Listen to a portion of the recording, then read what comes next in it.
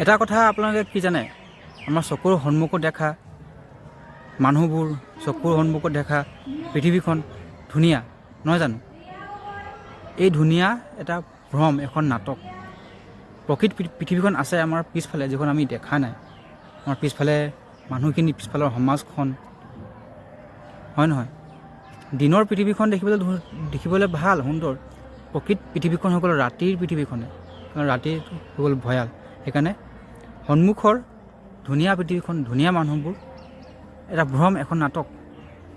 সেই একেই মানুহখিনি আপোনাৰ পিছফালে ষড়যন্ত্ৰ কৰিব, পিছফালৰ পৰাই লাত মাৰিব, চব কাম পিছফালৰ পৰাই হয়। সেইকাৰণে প্ৰকৃত পৃথিৱীখন, পিছফালৰ পৃথিৱীখন চাবলৈ, অনুভৱ কৰিবলৈ যত্ন কৰিব, কাৰণ প্ৰকৃত কাম পিছফালৰ পৰাই হয়। সন্মুখৰ পৰা ধুনীয়া মাতবোল কৰিব, হেণ্ডশ্বেক মিলাব, কিন্তু পিছফালে গৈ মেইন কামটো কৰি দিয়ে।